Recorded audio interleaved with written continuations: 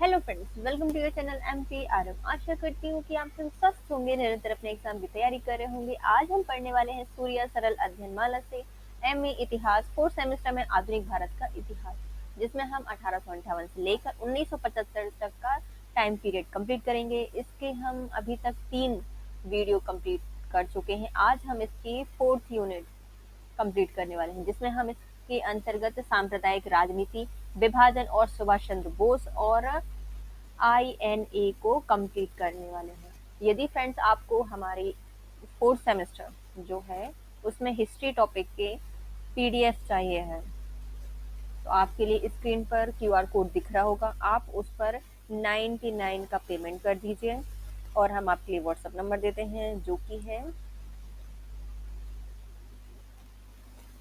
9826091601।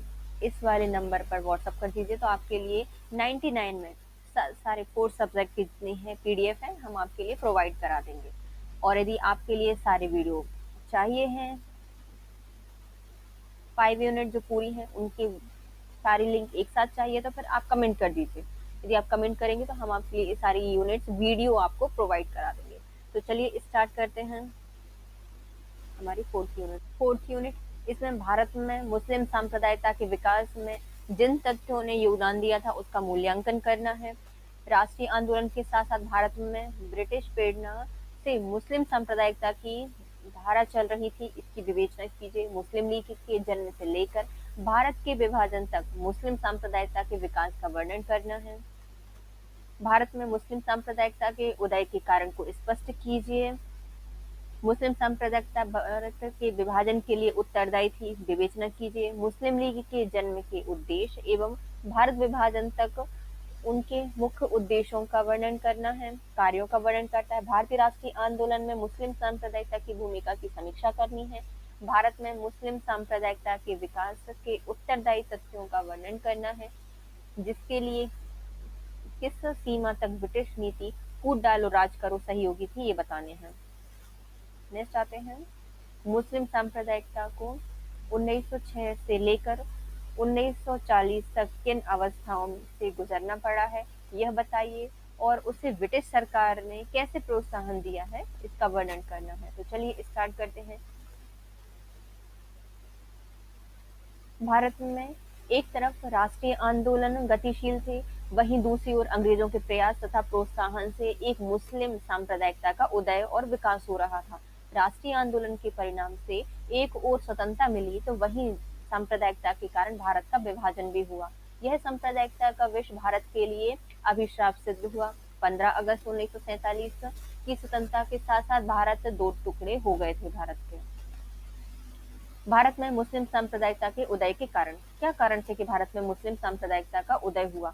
अनेक तथ्यों से मिलकर भारत में मुस्लिम सांप्रदायिकता को जन्म दिया गया। 19वीं शताब्दी के अंतिम काल में भारत में मुस्लिम सांप्रदायिकता के उदय के कारण निम्नलिखित पहले आते हैं बहावी आंदोलन। 18वीं सदी के मध्य में भारत में मुस्लिम पुनरुद्धार का बहावी आंदोलन प्रारंभ किया गया। इसे मौलाना अबुल बहाव ने चलाया था। इनके अनुसार मुसलमानों में कुरान के प्रति पूरी निष्ठा होनी चाहिए। इस आंदोलन ने अपने स्वाभिमान को जगाया और इससे मुस्लिम समाज में कठोरता उत्पन्न हुई। यह अरब से आयातित आंदोलन था। कहाँ से आया था? अरब से आया था। किसने चलाया था? मौलाना अबुल बहाव के द्वारा चलाया गया था बहावी आंदोलन, जिससे क्या हो गया, मुस्लिम कट्टर हो गए है ना, और अपनी कुरान के प्रति निष्ठा उनकी ज्यादा हो गई। नेक्स्ट आते हैं फूट डालो राज करो की नीति। 1857 के स्वतंत्रता संग्राम के बाद अंग्रेज सतर्क हो गए थे। उन्होंने अनुभव किया कि भारत में साम्राज्य की रक्षा करने के लिए तो फूट डालो शासन करो की नीति को चलाना पड़ेगा। बंगाल के गवर्नर जनरल ने स्पष्ट शब्दों में रोमन की नीति फूट डालो शासन करो की नीति की बात कही थी। यह नीति अब हमें बदलनी पड़ेगी, मतलब इसी के बारे में बात कही गई थी। अंग्रेज सरकार भारत में इसी नीति के अनुसार व्यवहार करने लगी थी। इन्होंने मुस्लिम पृथकवाद और सांप्रदायिकता को प्रोत्साहन दिया था। अंग्रेजों को प्रोत्साहन और सहायता मिलने से मुस्लिम सांप्रदायिकता का विकास और तेजी से हुआ था। नेक्स्ट आते हैं अहमद खान के प्रयास। इस समाज में नए जागरण का काल अहमद खां के समय प्रारंभ हुआ था। हिंदू मुसलमानों में एकता कराने में विश्वास रखते थे। कौन है ये? अहमद खान है। ये चाहते थे कि हिंदू मुस्लिम एक साथ हो जाएं, परंतु अंग्रेजों का प्रयास था कि यह पृथकवादी हो जाएं। इन्होंने मुसलमानों में अंग्रेजी शिक्षा प्राप्त करने के लिए प्रेरणा दी थी। वे मुसलमानों को अंग्रेजों का स्वामी भक्त बनाना चाहते थे। अहमद खान ने अहमद अलीगढ़ में कॉलेज की स्थापना की थी। वही बाद में क्या हो गया था? सांप्रदायिकता का अड्डा बन गया था। क्या है?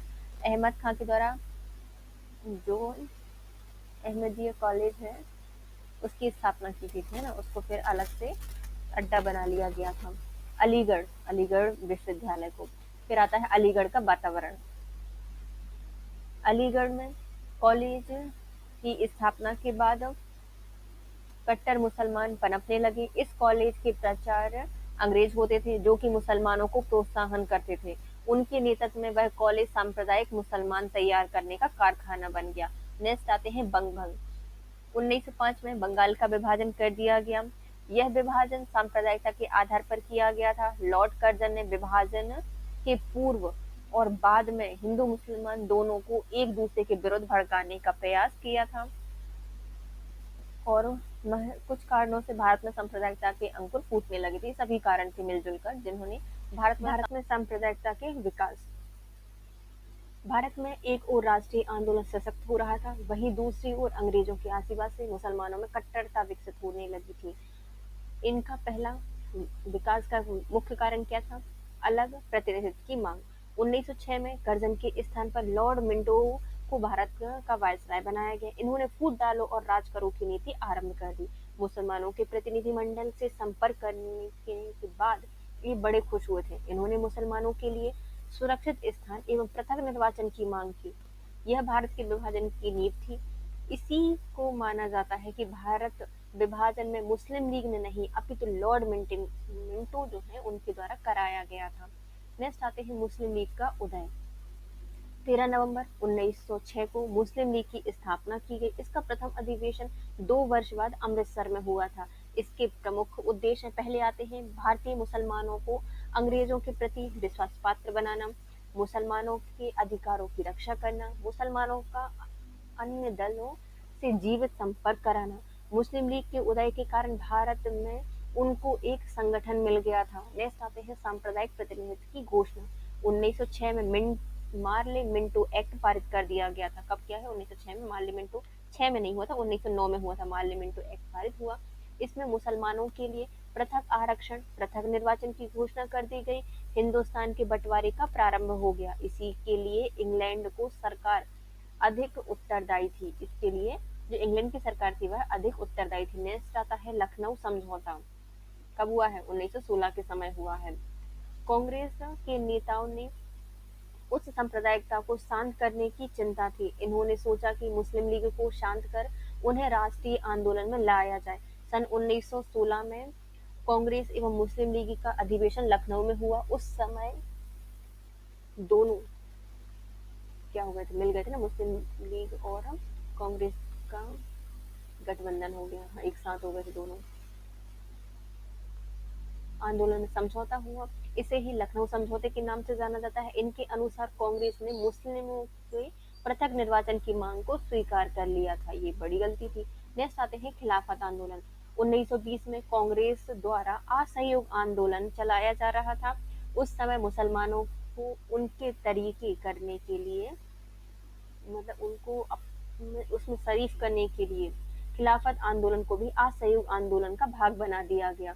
मुस्लिम लीग तुर्की के खलीफा के विरुद्ध इंग्लैंड द्वारा किए गए अन्याय के विरुद्ध में भारत में खिलाफत आंदोलन चला रही थी। इसको असहयोग के साथ संलग्न करना गलत था। नेक्स्ट आते हैं दंगे और झगड़े।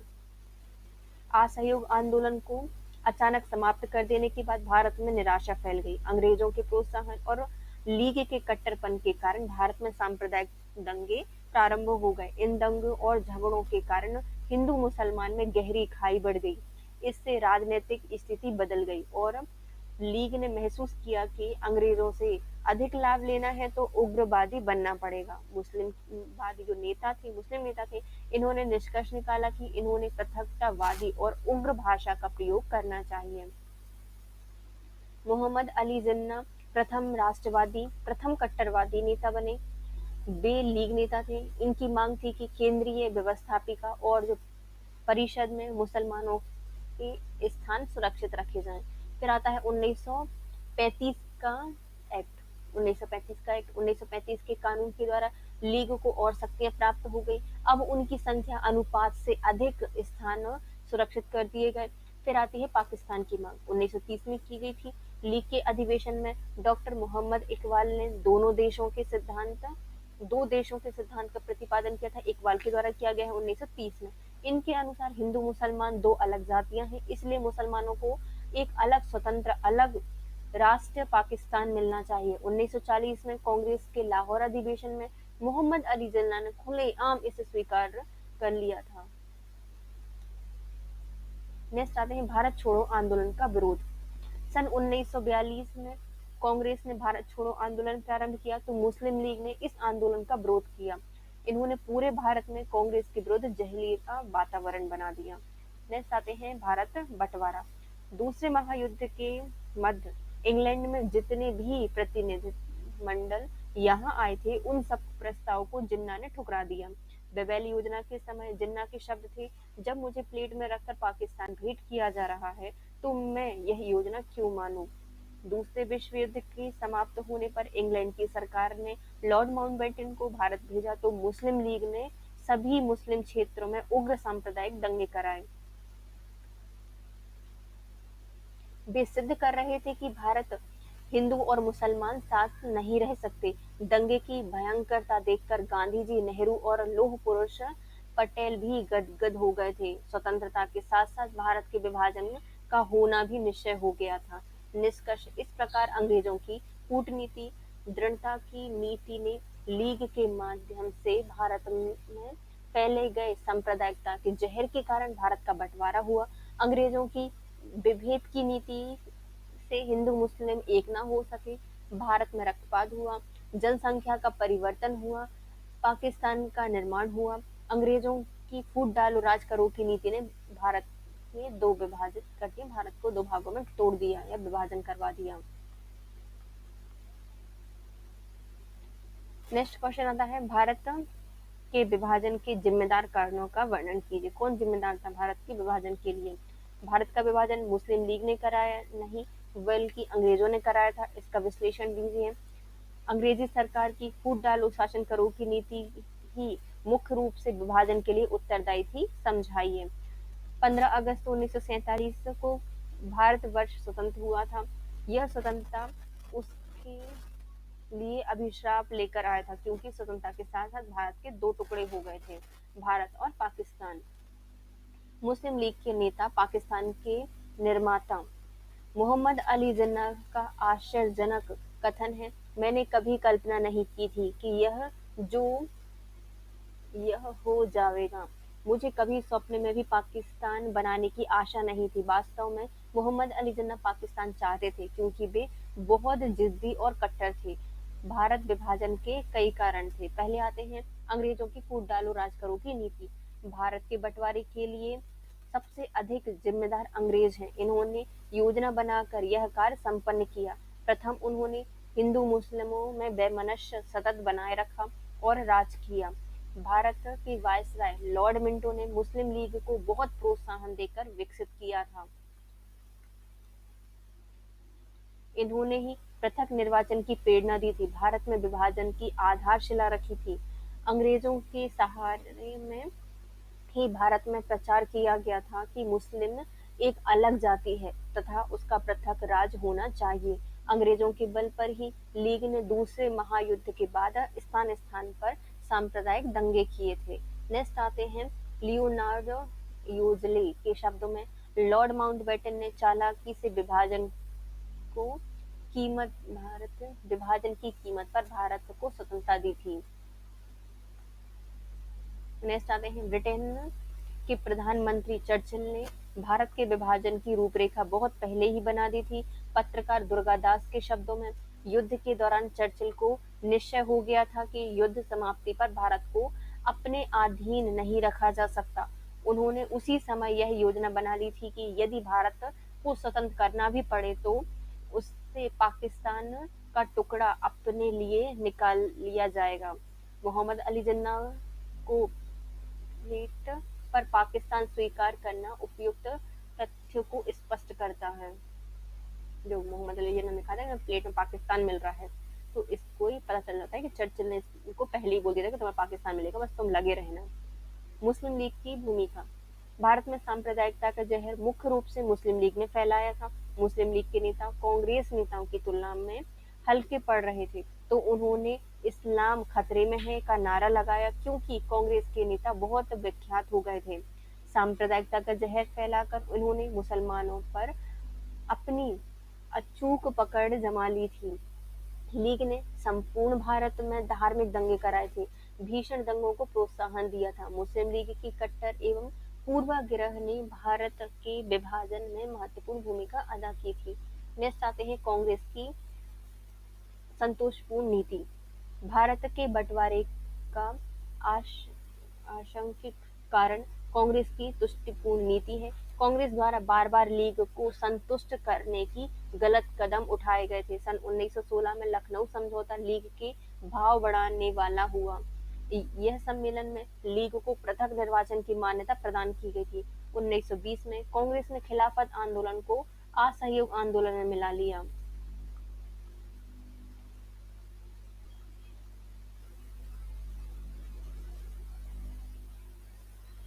यह गलत कार्य था। स्वतंत्रता के आधार पर मुस्लिम लीग के मुसलमानों का आंदोलन में शरीक किया गया था। मोहम्मद अली जिन्ना को प्रसन्न करने के लिए गांधी जी ने इन्होंने कायदे आजम की उपाधि दी थी। जिन्ना मुस्लिम लीग को जितना बढ़ाना चाहते थे, उतने ही उनके हौसले बुलंद हो रहे थे। इसी से लीग की पृथकतावादी नीति को प्रोत्साहन मिला। नेक्स्ट आते हैं पद की पद का मोह। भारत के राष्ट्रीय आंदोलन में कई नेताओं ने उनका वर्चस्व न्यौछावर कर दिया था। भारत छोड़ो आंदोलन के समय उन्हें जेल यात्रा करनी पड़ी थी। 3 वर्ष के अंतराल के बाद उन्हें मुक्त किया गया था। डॉक्टर लोहिया के अनुसार नेताओं की थकान और पद के मोह ने ही उन्हें विभाजन की कीमत पर स्वतंत्रता स्वीकार करने के लिए प्रेरित किया था। प्रथम प्रधानमंत्री जवाहरलाल नेहरू के शब्द में, सत्य यह है कि हम थक गए हैं और फिर हमारी उम्र भी बढ़ रही थी। हमसे ये बहुत कम लोग दोबारा जेल जाने को तैयार थे। नेक्स्ट आते हैं हिंदुओं की संकीर्णता। भारत के विभाजन का एक कारण हिंदुओं की संकीर्णता विचारधारा भी है। प्राचीन भारत में भारत उदारवादी रहा था। यहाँ विदेशों से जो जातियां आई वहाँ के समाज से मिल गईं, किंतु इस्लाम का पूर्ण रूप से आत्मसात करने में हिंदू समाज असफल रहा। संकीर्णता की प्रतिक्रिया स्वरूप भारत में मुस्लिम कट्टरता में वृद्धि हुई। नेक्स्ट आते हैं तात्कालिक कारण। भारत का विभाजन स्वीकार करने के लिए कुछ उस समय के कारण भी थे। कांग्रेस के नेता यह सोच रहे थे कि अभी तो इंग्लैंड की सरकार स्वतंत्रता दे रही है, लेकिन इंग्लैंड में सरकार बदल जाएगी तो अधूरी स्वतंत्रता हमारे हाथों से निकल जाएगी। यह भी सोचा गया था कि अभी तो स्वतंत्रता स्वीकार कर ली जाए और बाद में विभाजन की समस्या को हल कर लिया जाएगा। निष्कर्ष, उक्त कारणों से भारत का विभाजन करना आवश्यक हो गया था। सरदार पटेल के शब्दों में, यदि शरीर का एक अंग खराब हो जाता है तो उसे शीघ्र ही हटा देना चाहिए ताकि सारे शरीर में जहर ना फैल सके। मैं मुस्लिम लीग से छुटकारा पाने के लिए भारत का कुछ भाग देने को तैयार हूँ। ये किसने कहा था? ये सरदार वल्लभ भाई पटेल के द्वारा कहा गया था। परंतु विभाजन के सभी कारणों में ब्रिटेन की सरकार के 2 टुकड़े की नीति ही मुख्य कारण थी। नेक्स्ट आते हैं सुभाष चंद्र बोस और उनकी आजाद हिंद फौज पर एक निबंध लिखिए। भारत में स्वतंत्रता आंदोलन में सुभाष चंद्र बोस के योगदान का मूल्यांकन कीजिए। नेताजी सुभाष चंद्र बोस। नेताजी सुभाष चंद्र बोस भारत के अद्वितीय क्रांतिकारी थे। वे प्रारंभ से ही क्रांतिकारी विचार के थे। श्री बोस का जन्म उड़ीसा के कटक में 1897 को हुआ था। 1919 में जीए की डिग्री, जीए क्या होता है, बीए होगा भैया, बीए की डिग्री प्राप्त करके सुभाष इंग्लैंड चले गए। वहां से आईसीएस की परीक्षा उत्तीर्ण कर ब्रिटिश शासकीय सेवा में अधिकारी हो गए, पर बाद में इन्होंने त्यागपत्र दे दिया और भारत में राष्ट्रीय आंदोलन में सम्मिलित हुए।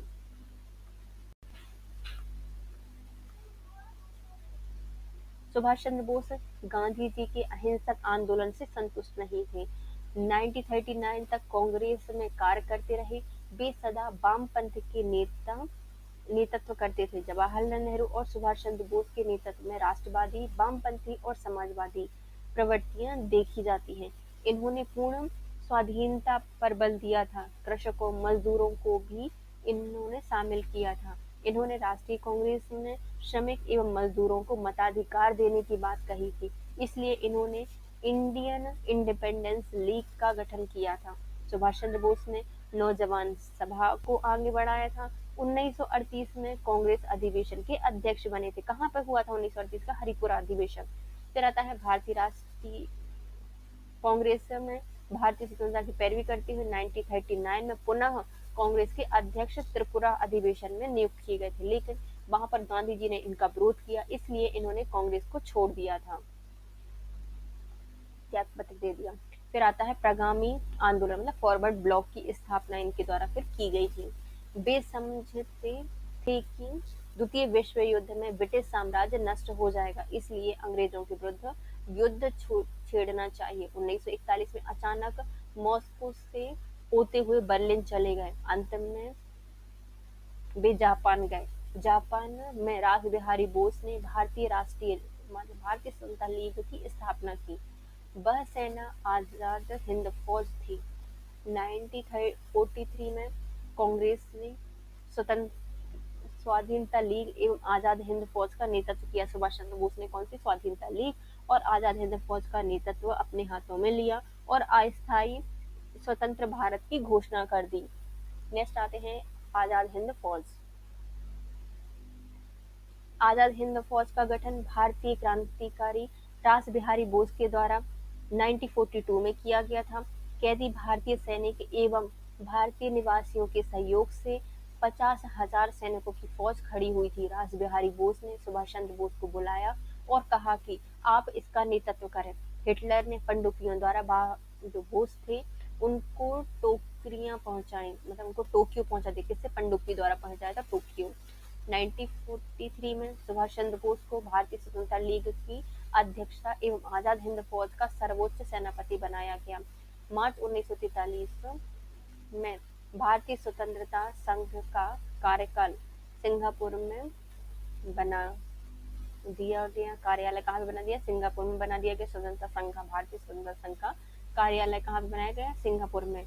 अंत में जून में सुभाष चंद्र बोस जर्मनी पनडुब्बी से टोक्यो गए। इसके पश्चात 2 जून को वे सिंगापुर पहुंचे। वहां पर रास बिहारी बोस की अध्यक्षता में भारतीय स्वतंत्रता संघ के प्रतिनिधि के सम्मेलन में सुभाष चंद्र बोस आमंत्रित किए गए थे। स्वतंत्रता में सुभाष चंद्र बोस ने भाषण दिया और स्वयं अध्यक्ष पद स्वीकार कर लिया।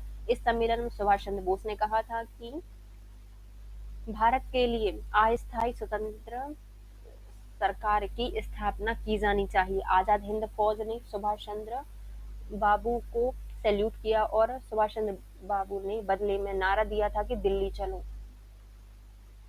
8 जुलाई 1945 में सुभाष चंद्र बोस ने इन फौज की स्थापना की घोषणा रेडियो के द्वारा की थी। भारतीयों में उत्साह आ गया था। वे अवसर की प्रतीक्षा करने लगे। सिंगापुर और मलाया में अनेक भारतीयों ने आत्मसमर्पण कर दिया और उनमें से अधिकांश लोग आजाद हिंद फौज में शामिल हो गए। फिर आते हैं महारानी लक्ष्मीबाई ने 1857 में भारत में अंग्रेजों के छक्के छोड़ा दिए थे। उनके जन्म दिवस पर इन्होंने युवतियों को आजाद हिंद फौज में भर्ती कराने के लिए उन्हें सैनिक शिक्षा दे दी। जिस समय आजाद हिंद फौज की स्थापना हुई थी, जापान, जर्मनी और अन्य देशों ने अंतर्राष्ट्रीय क्षेत्र में इस सेना के महत्व को प्रत्यक्ष रूपेण स्वीकार किया था। 7 नवंबर को जापान के प्रधानमंत्री ने अंडमान निकोबार द्वीप समूह को आजाद हिंद फौज को सौंप दिया था। सुभाष चंद्र बोस ने 30 दिसंबर को भारत की स्वतंत्रता या आजादी के प्रतीक के रूप में अंडमान निकोबार पे झंडा फहराया था। तिरंगा फहराया था। 7 जनवरी 1944 को यह बर्मा पहुंचे। इसके पश्चात अराकान क्षेत्र में जाकर सुभाष चंद्र बोस ने प्रभावशाली भाषण दिया। प्रारंभ में आजाद हिंद फौज को काफी सफलता मिली। इन्होंने अंग्रेजों से कई प्रदेश छीन लिए और उन पर अपना अधिकार कर लिया। इसके पश्चात वर्षा के आरंभ हो जाने के कारण अंग्रेजों ने युद्ध सामग्री का भी भली भांति प्रबंध कर भारत में हिंद सेना का सामना किया और इन्होंने पराजित करने में उस समय सफल हुए थे। पराजित करने में भी सफल हो गए थे। नेक्स्ट आते हैं।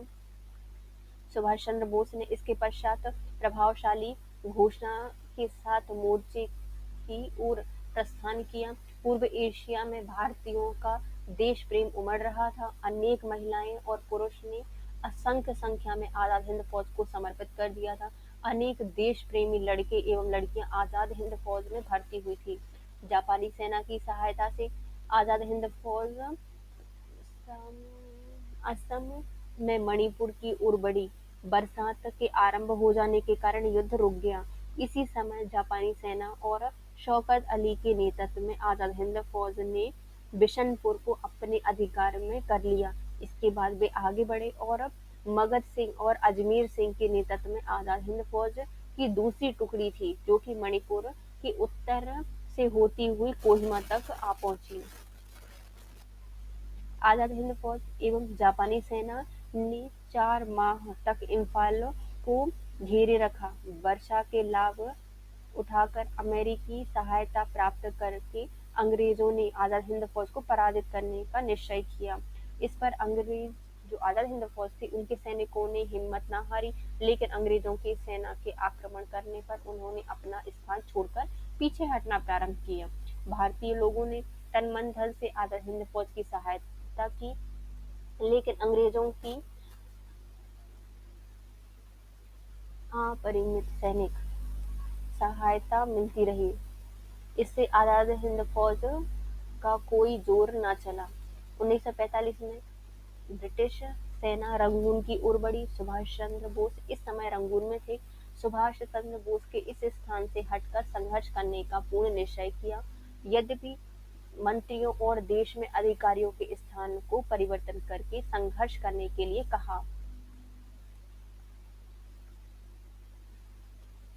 ब्रिटिश सेना के रंगून आ जाने के कारण मंत्री एवं अधिकारियों की आंखों में आंसू आ गए। इन्होंने सुभाष चंद्र बोस से अपना इरादा बदलने को कहा। स्वयं सेवकों को घर भेज दिया गया। सुभाष चंद्र बोस ने रंगून से बैंकॉक को प्रस्थान किया। इसके साथ ही प्रेम सिंह रेड्डी की कमान में 6 सैनिक भी थे। रंगून जाते समय ही इन्होंने सैनिकों और वीर बहादुरियों को प्रोत्साहन करते हुए कहा था, मैं उसी भूमि को छोड़ रहा हूँ जहाँ आप लोगों ने बड़े उत्साह के साथ उस समय एक युद्ध किया था। इसी के साथ सुभाष चंद्र बोस आगे कहा कि यदि तुम बलिदान कर रहे थे, यदि तुम बलिदान कर रहे हो तो पूर्ण रूपेण बलिदान करो, जिससे तुम्हारी भावी संतति तुम्हें स्मरण रखे। हमें इससे तनिक भी शंका नहीं है कि आप लोग तन मन धन से भारत की स्वतंत्रता की प्राप्ति के लिए दृढ़ प्रयास करेंगे। 7 मई 1947 को यूरोप ने जर्मनी से में युद्ध बंद कर दिया, लेकिन पूर्व में युद्ध होता रहा। 14 मई को सुभाष चंद्र बोस बैंकॉक गए। इन्होंने पूर्ण संगठन का कार्य प्रारंभ किया। लॉर्ड वेवेल ने यह प्रस्ताव रखा कि भारतीयों को शासन कार्य में भाग लिया जाएगा यदि कांग्रेस जापानियों के विरुद्ध युद्ध में अंग्रेजों को सहायता देने के लिए तैयार हो जाएंगे। कांग्रेस की कार्य समिति के सदस्यों को मुक्ति प्रदान कर दी गई। 18 जून को सुभाष चंद्र बोस बैंकॉक से पुनः सिंगापुर गए। वहां पर भी सुभाष चंद्र बोस भारतीयों की स्वतंत्रता के संबंध में विचार प्रकट करते रहे और आवश्यक कार्यवाही की। 14 जुलाई को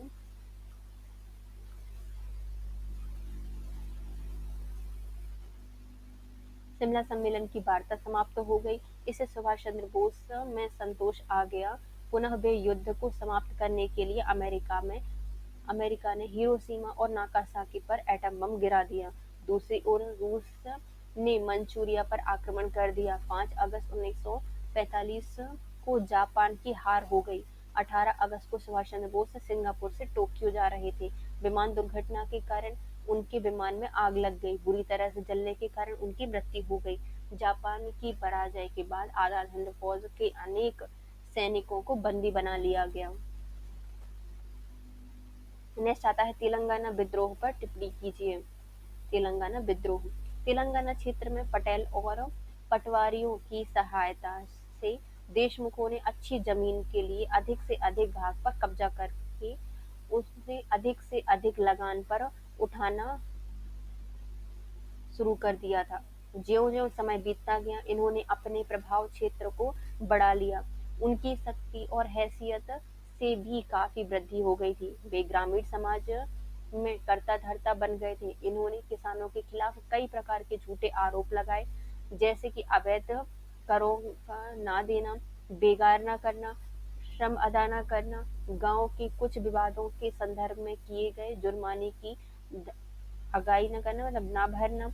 इस आरोप के आधार पर राज्य के पुलिस एवं राजस्व अधिकारियों की सहायता एवं समर्थन से किसानों की भूमि पर जबरदस्ती कब्जा कर लिया गया। इसने किया था पटेल और पटवारियों के द्वारा ये किया गया था। इन्होंने इस मंशा से जबरदस्ती कब्जा किया और 1940 तक इनके पास कुछ जिले में तो 60 से 70% तक भूमि पर कब्जा हो गया था। कई बार एक एक देशमुख के पास 40,000 से 1 लाख और 1.5 लाख एकड़ तक भूमि हो गई थी। इन देशमुख और जमींदारों को निजाम की सरकार का संरक्षण प्राप्त था। द्वितीय विश्व युद्ध के दौरान इन्होंने भारी मुनाफा कमाया था।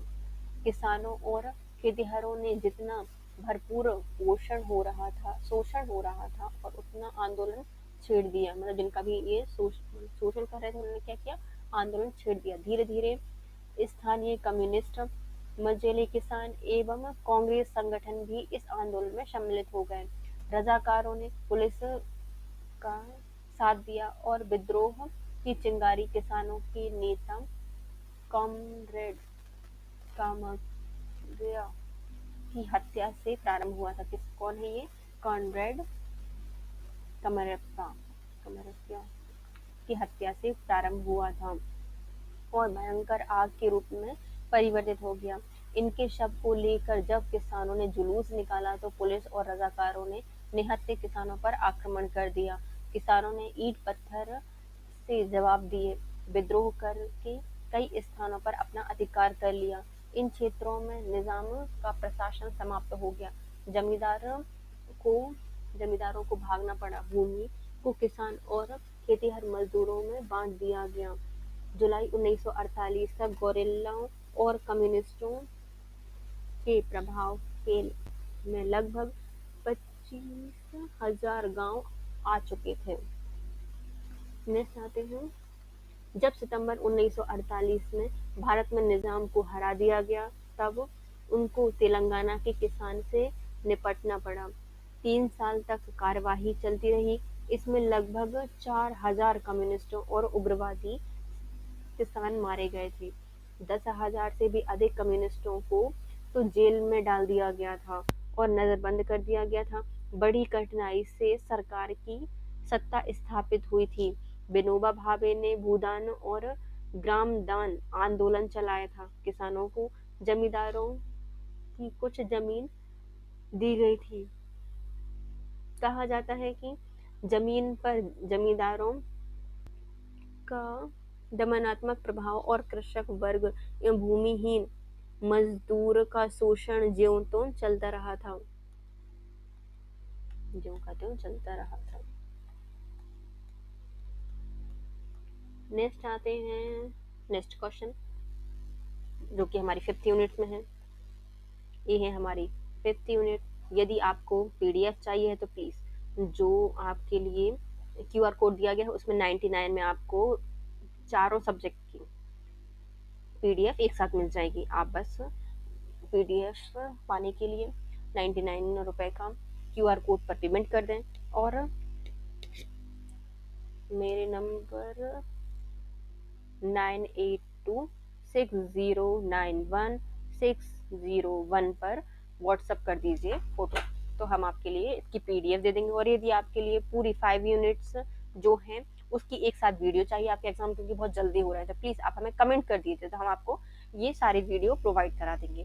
तो चलिए guys, if you like my video please share subscribe and comment. Thank you so much guys, have a nice day.